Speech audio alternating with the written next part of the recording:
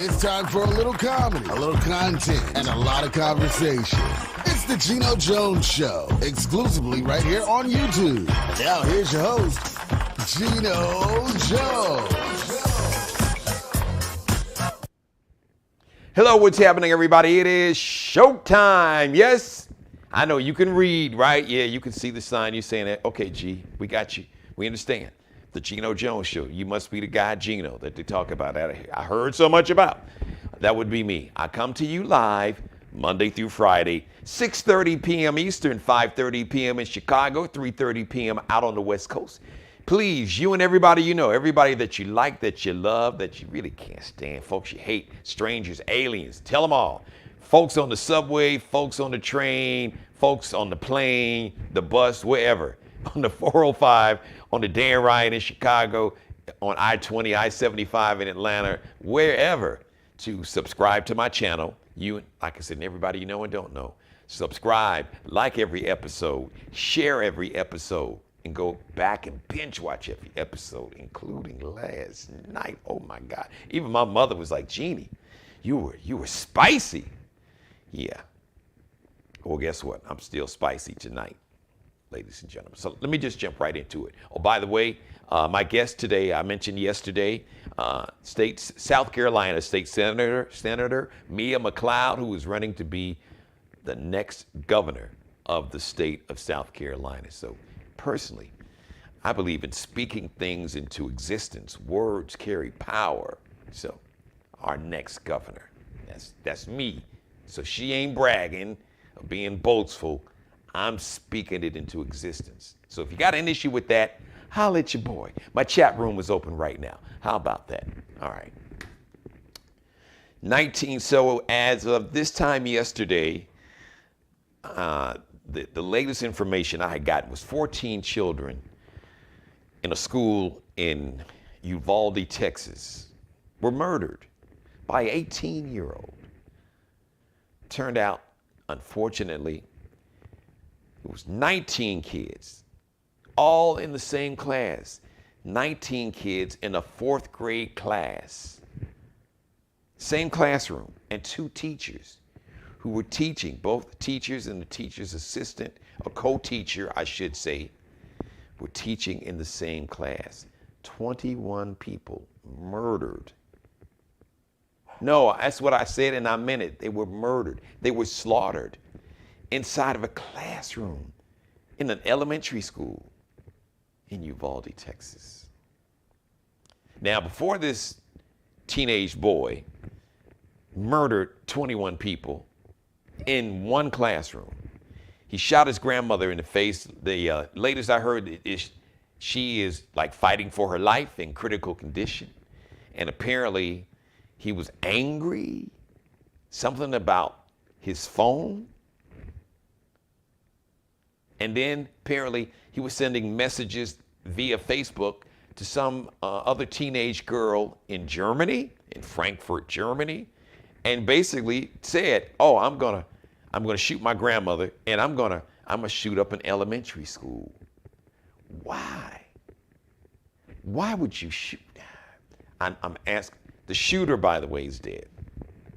I would never mention his name on this show. I wouldn't give him that glory. Even in hell, I wouldn't give it to him. But I got to be honest, everybody. I have really, this has really just bothered me. After the show, I called my mother twice. I had to vent with her. I called Damaris. I called my wife, Damaris. People, regulars who know, watch the show know what it is. I even had to call her and interrupt just from, her enjoying her birthday. It's just, listen, okay? So let me just say this. Politicians, do me a favor, and do all of us a favor. Stop with saying the thoughts and prayers, okay? All right. Can you just do this one thing? Can you put your desire for political power and money that you get from the NRA and vote As a matter of fact, there are two pieces. There are two bills, okay? Everybody's not into politics. So before law becomes a law, first of all, it's got to be written and it's got to go through, a federal law.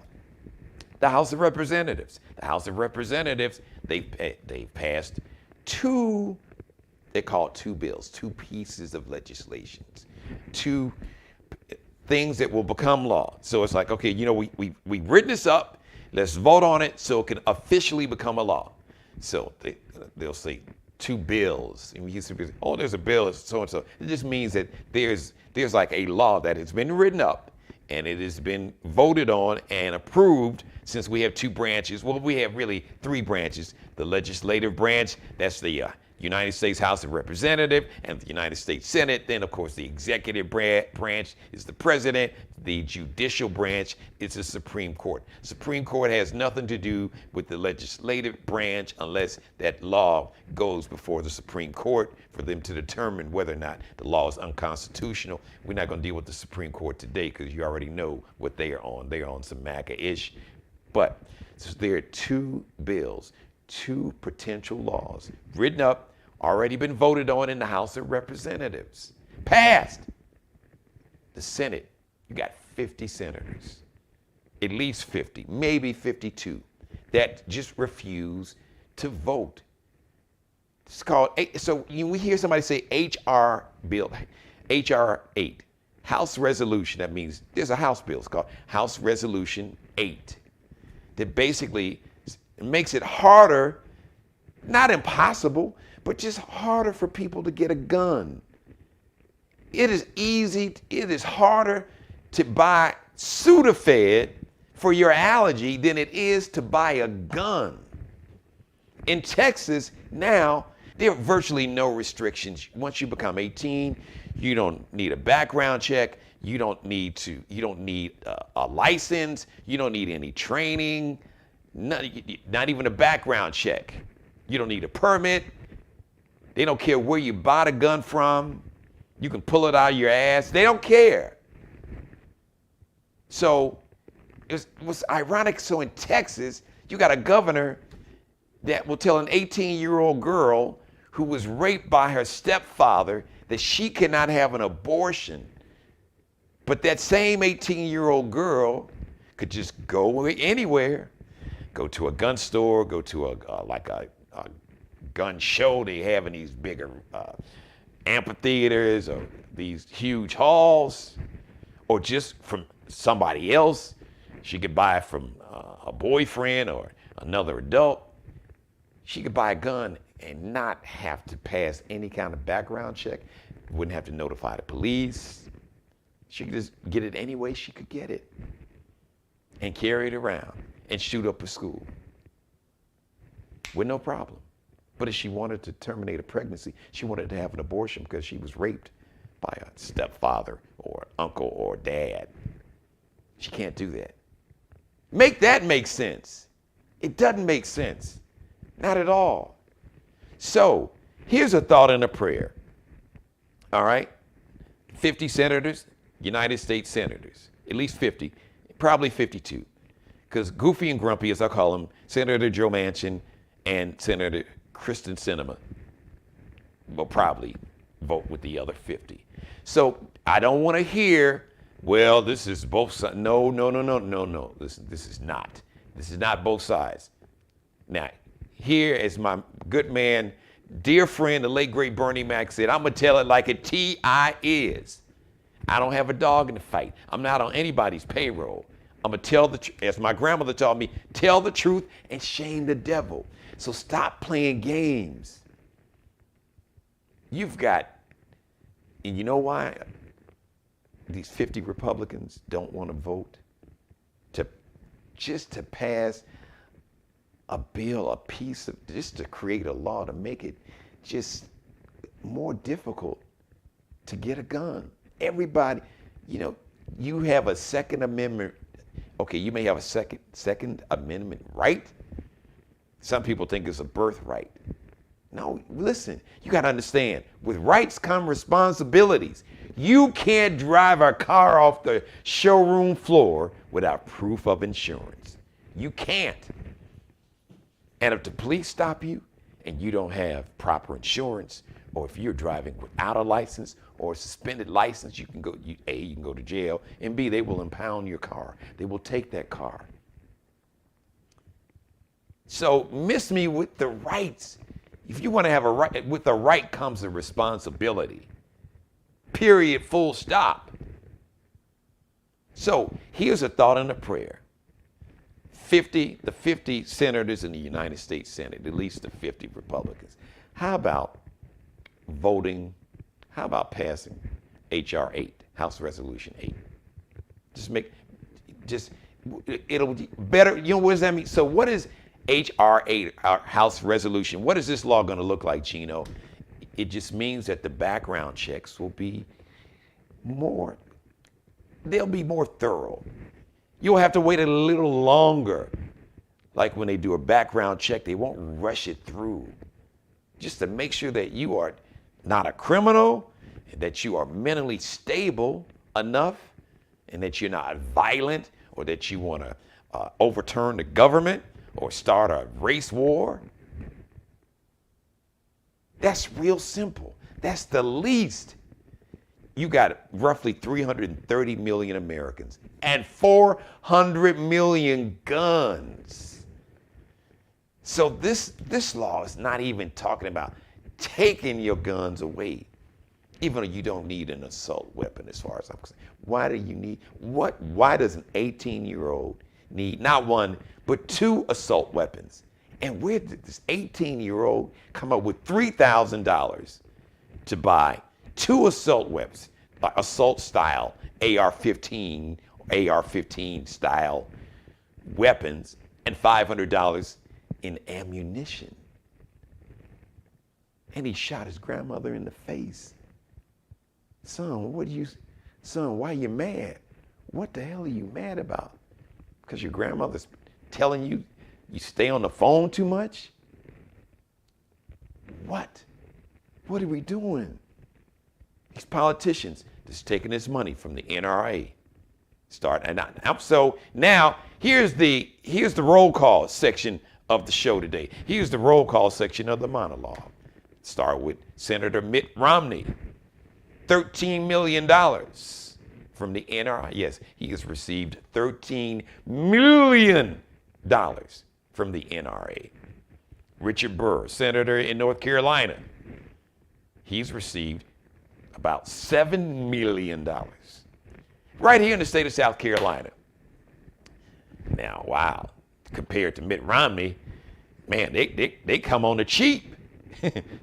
They got like the Walmart pricing here in terms of buying my vote or buying my protection of the NRA to make sure that we as senators and the United States didn't pass any sensible gun restrictions in terms of just making background checks better and stronger.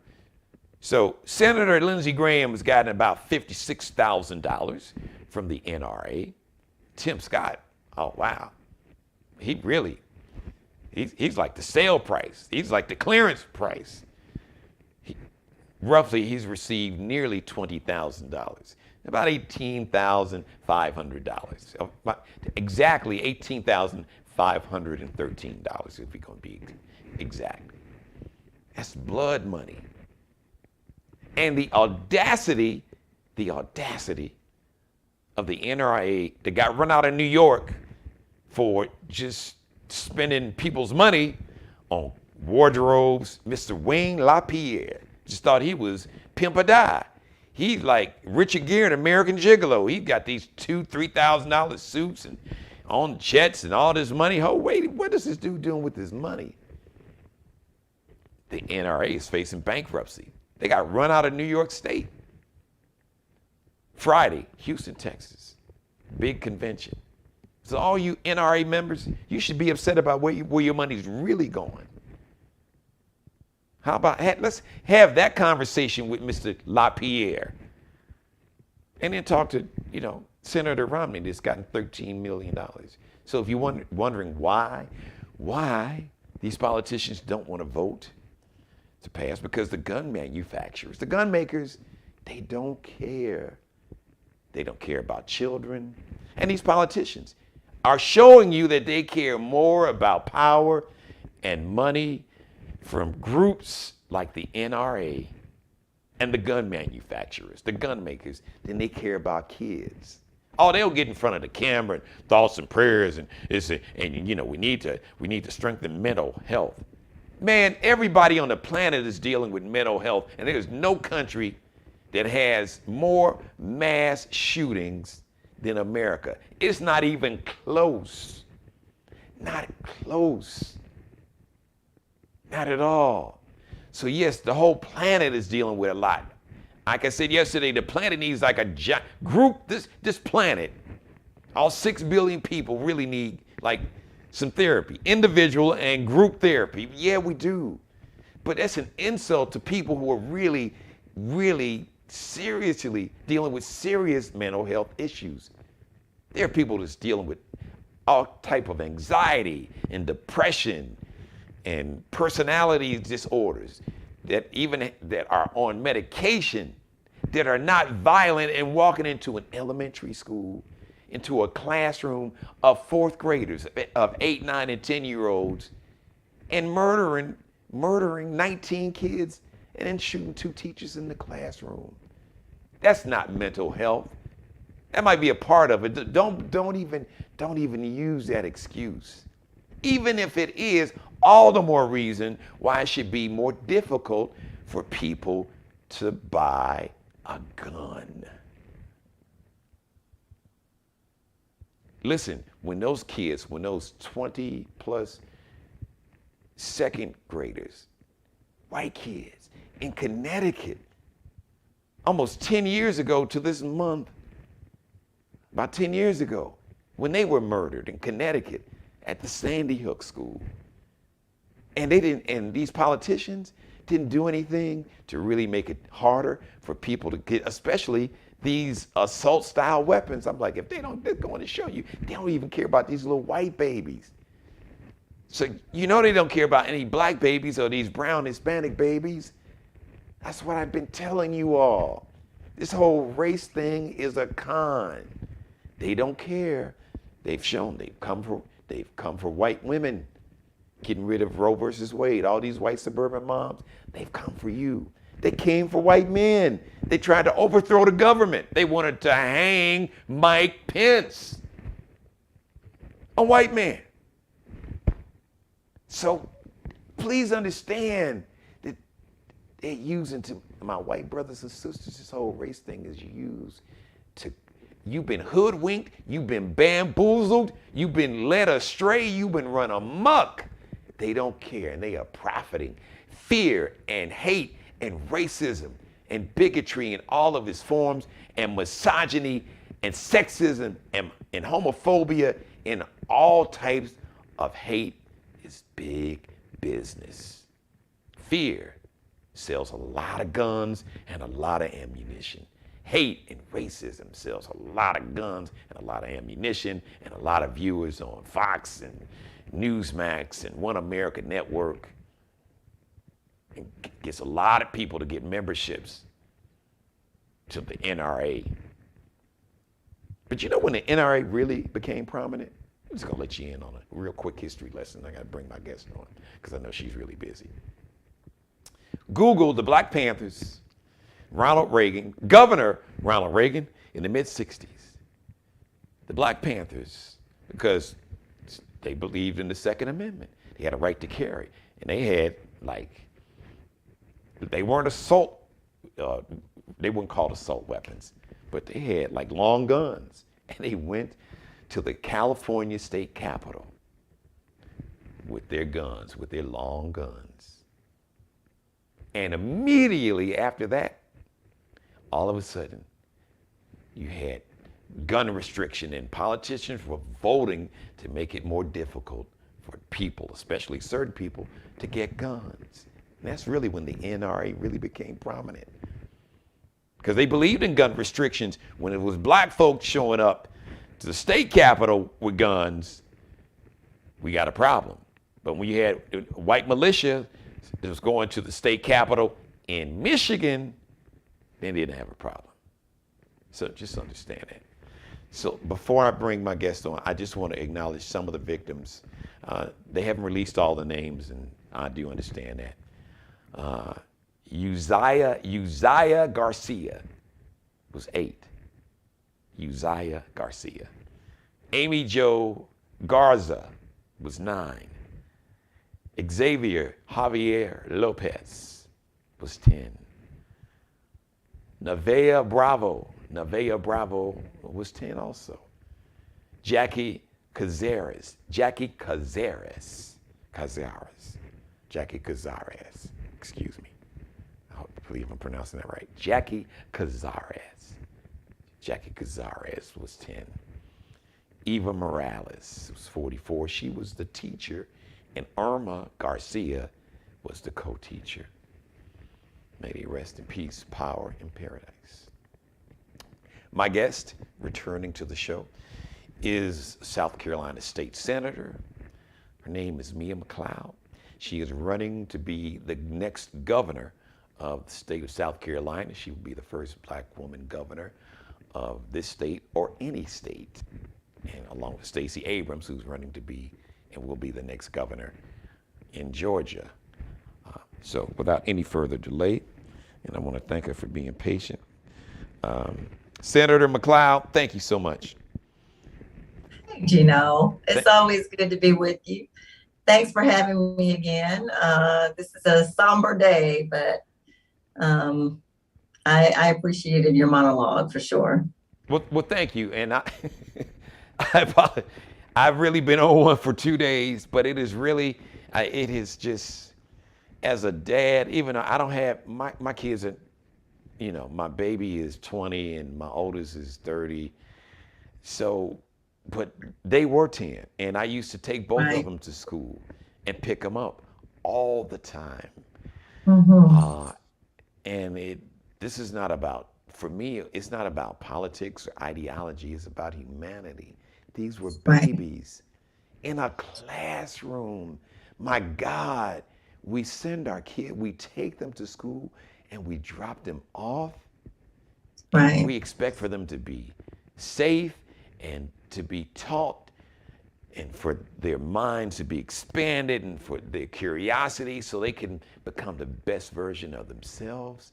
You don't expect for them to be murdered inside their classroom along with their teacher. And just stop with the thoughts and prayers. Like I said, my thought and prayer is you've got legislation that's been sitting there in the United States Senate for 2 years. So I just want to, I just want to just shut up, step back, and pass you the mic like DJ Cassidy, and just get your perspective. And you have written or co-sponsored some legislation here in South Carolina that is related to what we're dealing with now. I'll let you share all that. Right. Yeah. So everything that you said is happening at the federal level is happening as well at the state level. Let me remind you that Donald Trump appointed Henry McMaster governor and moved Nikki Haley out of the way so that he could be governor 6 years ago. And we are seeing the fruits of his labor to this day. So when I was in the House, I've served 6 years in the House, South Carolina House, and 6 years now in South Carolina Senate. And when I was in the South Carolina House, just after my colleague and friend was gunned down at Mother Emanuel with 8 of his parishioners while they studied God's word, I introduced a bill that would require every gun dealer, every gun seller in South Carolina to simply wait until the background check passes before a firearm is sold. Of course, that bill did not pass, and it did not pass because of likes of Henry McMaster and our Republican-controlled legislature. I also introduced a bill right around that same time and co-sponsored a bill that was also introduced by my colleague that would not allow a gun seller to sell a firearm to anyone who's been adjudicated mentally ill or mentally incompetent. And that, for obvious reasons would be wise. One of my biggest concerns right after Clem was murdered, Senator Pinckney was murdered, was that we would stay focused on the symbols. And while I appreciate and I'm so grateful that we were able to bring the Confederate flag down, I think CNN and MSNBC interviewed me just after that vote because I was working the floor until the wee hours of the morning, along with Reverend Jesse Jackson, who was with us the entire time.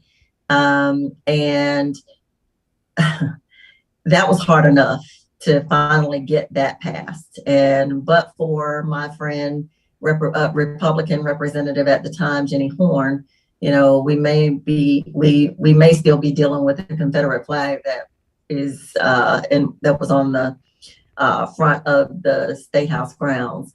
But we were able to bring that down. I just didn't want us to stay there because there's so much work to be done when it comes to the systems that need to be reformed. And we're seeing that again now.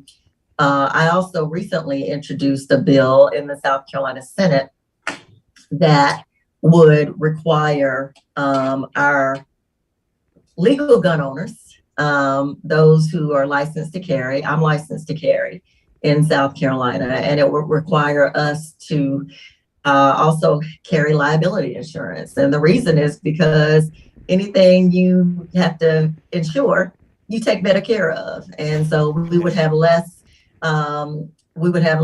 folks leaving their guns on the passenger seats of their cars, on the consoles and dashboards of their cars. And we would have fewer guns stolen out of homes during break-ins. And so it just makes sense to me to do all of those things. But certainly now, I mean, we're at a point that is truly scary for me, not only as a Black woman, but as a mom. My sons are both young adults, and it's to have our governor champion open carry and firing squads here. I mean, it just shows the level of tone deafness that he obviously has, and the disconnection that he obviously has had and continues to have to everyday people across South Carolina who are not, those aren't the law, those aren't the bills and the laws that they want to see. They want to have their wages raised in South Carolina so that they can move beyond $7.25 an hour and actually make at least $15 an hour. So, there's no shortage of issues and challenges that we still face in this state. And in order to change that, we've got to change these people out, vote them out of office because they don't care. They are in bed all day with the NRA, and the rest of us can go to hell, basically. And, take a look at my tweet from today. I saw You'll that. You'll see that I am, I'm done. I'm over. Yes. I'm over the nice talk. Yes. The idle flattery. I'm over it. You channeled your inner Geno, because I read. As a matter of fact, right. we talked. I reached out to you in your camp earlier, and I almost asked. I was like, "Wait a minute, Senator McLeod, did somebody hack your tweet?" No. I mean, that's outside of the norm. I feel it. Yes. I feel it a lot here, but I don't say it. But today, I just said it. They got my raw reaction when I saw him. When I saw this governor talking about praying for the families in Texas. I'm done. I'm over that. Like, no, get off. Right. And your butt. Listen, do something. I said it several times yesterday, and I'm just, like I said, look, I'm calling bullshit. I'm calling bullshit on all of these politicians, these gun makers, on everyone. I don't care who it is. You are showing us that you care more about money and power than you do about children. And I'm going to say this. I'm going to say this real quick, and then I want you to, because I'm speaking into existence. I am speaking it into existence. When you become governor, we have our primary June 14th. We have the general election on November 8th. And when you become governor, I want you to tell us the top three things, or the first three things that you're going to do like on day one. But let me just say this, and I want to speak to all these politicians, because I know that you got money and you got power and you think you're invincible, and with your privilege, you don't think that this could knock on your door. And I pray, I would never wish this on anyone, even my worst enemy, because I was not raised that way. But one thing I do know for a fact, that karma is real. Now, you can call it crazy or whatever, but my grandfather said, Jenny, if you live long enough, you will see the energy that you put out into the universe will return to its original source. What you Right. put out I think the Bible says you will reap what you sow. Thank right? you. Yes. Yeah. Since they're all biblical and all, but know and do nothing that is in alignment with the Bible. So yeah. And if we're gonna go ahead and let's quote some more scripture, or let's have this conversation to all these evangelicals with your remix. Remix version. All these pro-life. Yes. I talked about that. We care nothing about the living. Go back and watch last night's episode. But yes, karma is real, and I pray. But there, before the grace of God, the God that you claim to serve and love so much, for the grace of God, a tragedy like that, I pray, never comes knocking at or near your door. But it could happen to any of us. If that alone should just make you say, wait a minute, but for the grace of God, that could be my child, my grandchild. So Senator McLeod, look, I am not a preacher. I'm just speaking from the heart. But on day one, when you take office, tell us like the top three things, or the first three things that you want to do. So let me just give you, if I can, just a minute of background information for those of your viewers and listeners that I have not had a chance to connect with yet. I am running for governor of South Carolina, the first Black woman to ever announce to run for governor in our state, primarily because my young adult sons that I love more than life don't want to live here. They were born and raised here just like I was. My family's been in business here for 108 years, and we're still in business today.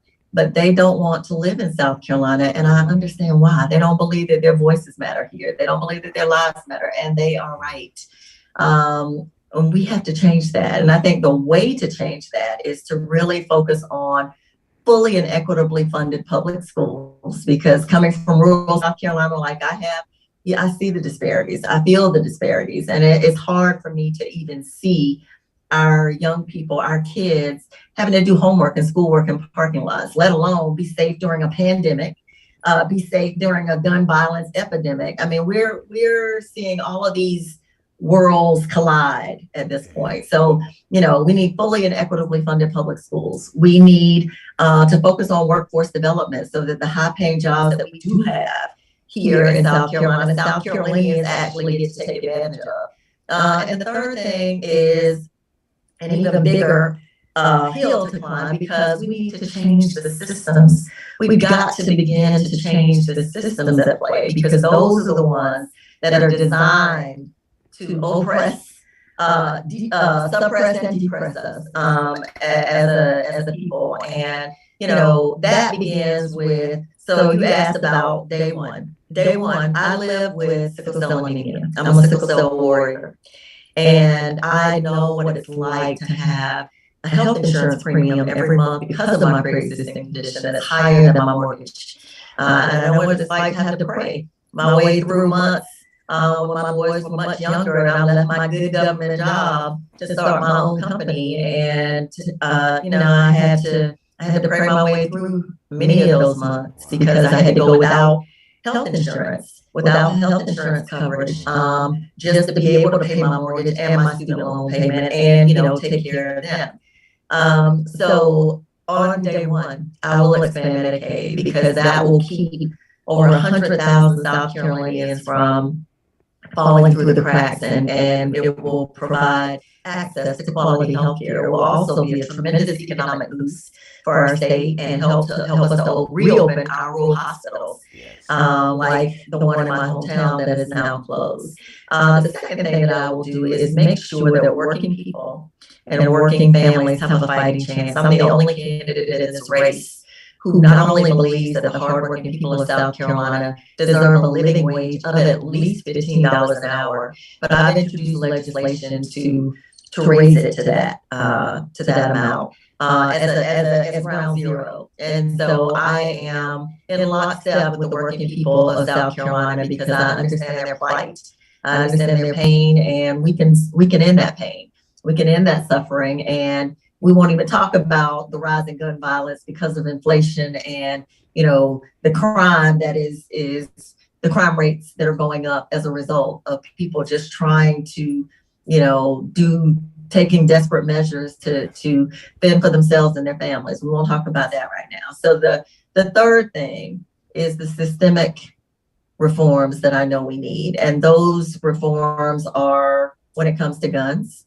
when it comes to criminal justice reforms and policing, when it comes to public education, because our minimally adequate public education standard in South Carolina is just that, minimally adequate. That is a problem.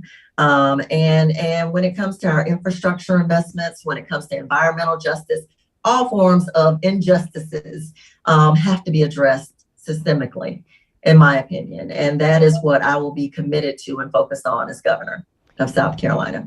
South Carolina State Senator Mia McLeod. I'm speaking into existence. Our next governor. Absolutely. I got about 60 seconds before I lose my live shot. Tell everybody where they can go to support your campaign, learn more, volunteer, drop off some dollars.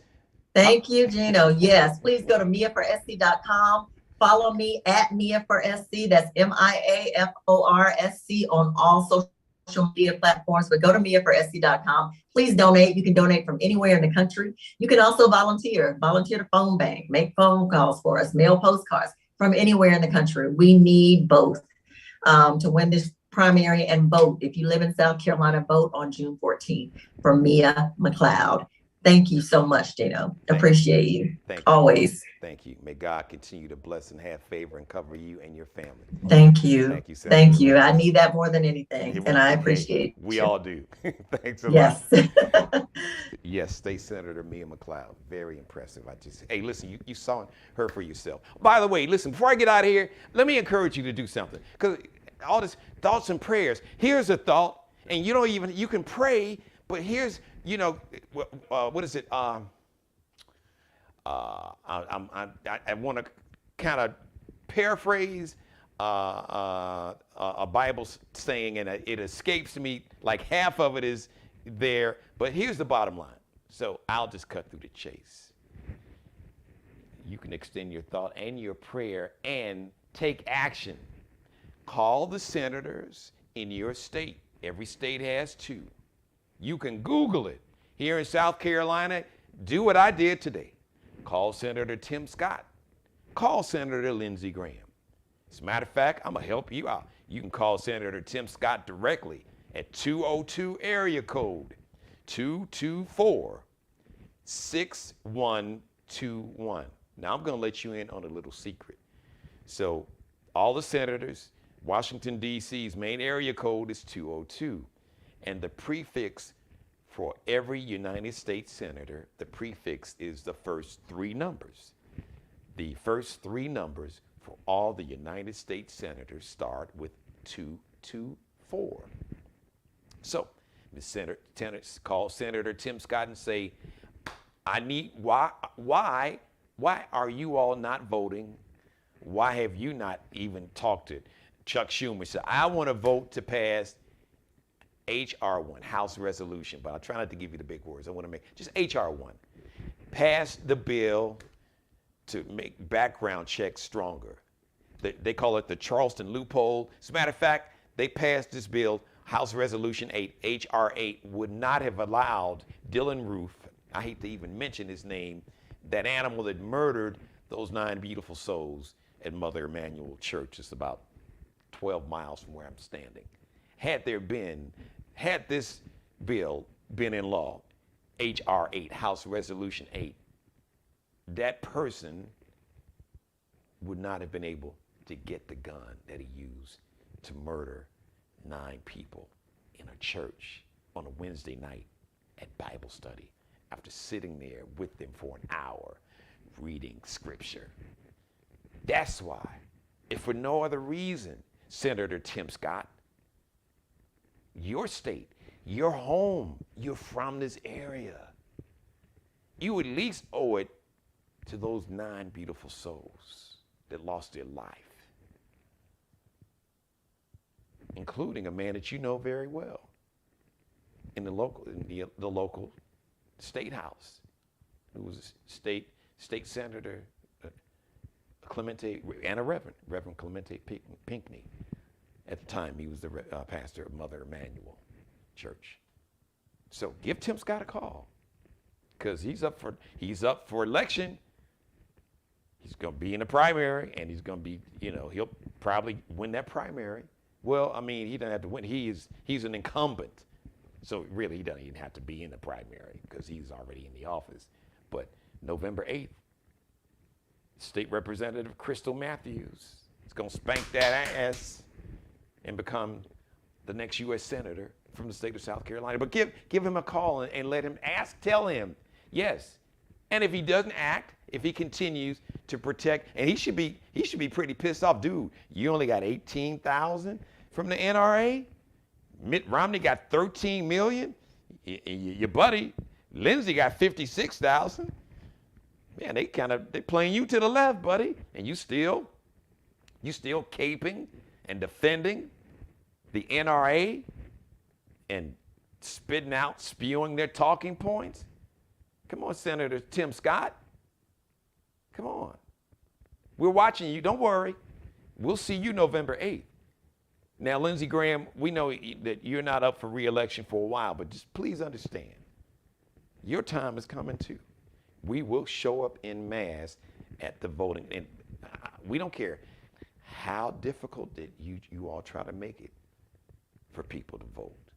See, what you all haven't figured out, the more you pass legislation and the more difficult, the more hoops, the more polling places you close, and the more mailboxes that you rip up out the ground like your boy Orange Hitler did, and literally unbolt these mailboxes in black neighborhoods to make it harder for black people to turn in those mail-in ballots. The more you do that, the more determined we are to vote. We'll just show up in your neighborhood where you got mailboxes and drop boxes and drop off our ballot. How about that? So the more you do, the more we're going to do to make sure that our vote counts. But give Senator Graham a call at 202-224-5972. 202, area code 224-5972. And tell good old Lindsey and Tim that Geno told you to call. The Geno Jones Show. Thank you for letting me be a part of your life. As always, God bless each and every one of you. God, most of all, thank you for letting me do the Geno Jones Show. I come to you live Monday through Friday, 6:30 p.m. Eastern, 5:30 p.m. in Chicago, 3:30 p.m. out in Los Angeles, out on the West Coast. Please subscribe. And I want to shout out to all my new subscribers. And all my subscribers, tell 50 people. So it doesn't even have to be folks you know. Tell 50 people, tell 100 people to subscribe to the Geno Jones Show channel right here on YouTube. Please share, like, and binge watch this and every episode. I want to thank South Carolina State Senator Mia McLeod. It's going to be the next, we got to get through the primary, but I'm speaking words are powerful. And I believe my grandmother said, name it and claim it. Speak it into existence. Words are powerful. And you can speak your reality, or you can speak your demise. That's it. Words are very, very powerful. I'll shout out to Mr. Mark Hill Bailey, the official barber and hairstylist for the Geno Jones Show. Check him out. He is the CEO of Designer Cuts. Check him out on Instagram, Kelby Cutting Up, KELBECUTTINUP. Allie Jones, the official wardrobe consultant and stylist for the Geno Jones Show, along with Mr. Bruce Gage, up in the Chi-Town, repping the 312 and the 773, 708. Allie Jones is on Instagram, Lexi, with 2 X's, LEXXIE, that would be dot, Lexi, with 2 X's, dot, Nicole, underscore is that like little dash at the bottom, designs. Lexi with 2 X's, dot, Nicole, underscore, dash at the bottom, designed. Bruce Gage on Instagram, Miglio Di Mario Uomo, MIGILIODIMARIOUOMO. That's MIGILIODIMARIOUOMO. I love each and every one of you. I really do. I want to shout out, man, guys, somebody, man, my chat room is popping. I see you, Groove Master Dre. Thank you for watching. Thank you for checking in, Groove Master Dre. Of course, my #1 fan and my producer, my mother. Mother, you know I love you more than life itself. Shout out to my man, The Big Picture Podcast. I appreciate you. Let me just do something real quick here. That's what I love about live TV. I just need to move that, and I need to do that. Thank you for allowing me to do that. I just want to make sure, did I leave anybody? I think I got everybody. That's in the chat room. The next live edition of the Geno Jones Show is going to be on tomorrow, Thursday, 6:30 p.m. Eastern. Before I get out of here, let me just, I want to acknowledge some of those souls who are among the ancestors, even the babies that are now considered ancestors. Doesn't sound right to call an 8-year-old or 9-year-old an ancestor. Parents, we parents, our children are supposed to bury us. We're not supposed to bury our children. But I want to acknowledge the life and the spirit and the soul of Uzziah Garcia, who was only 8. Amy Jo Garza, that's Amy Jo Garza, was only 9. And Xavier, it should say Xavier Javier Lopez. Xavier Javier Lopez was only 10. Nevea, that's what it was, Nevea. I want to pronounce these. I want to pay proper respect. Nevea Bravo was only 10, and Jackie Cazares was only 10, along with Eva Morales, who's a hero, her and her co-teacher, Irma Garcia. Miss Morales, Eva Morales, was 44. And those teachers gave up their life trying to protect the lives of their students. May they rest in peace, power, in paradise. And may we, to honor their sacrifice and their legacy, make sure that we do everything that we can. So prayer is wonderful. But faith without works, I'm paraphrasing the saying, faith without works is just dead. You got to put some action with the prayer. You got to do that. Speaking of prayer, one more thing, please. Be blessed. Pray for peace. And pray for the families of those beautiful souls who lost their lives in Texas, in Uvalde, Texas, and the families of the 110 people in this country that lose their life to gun violence in big cities and small towns like New York, Atlanta, here in Charleston, and Chicago, and Los Angeles, Houston, and Dallas, and in little small towns like Uvalde, Texas. Be blessed. Please pray for peace. Thanks for watching.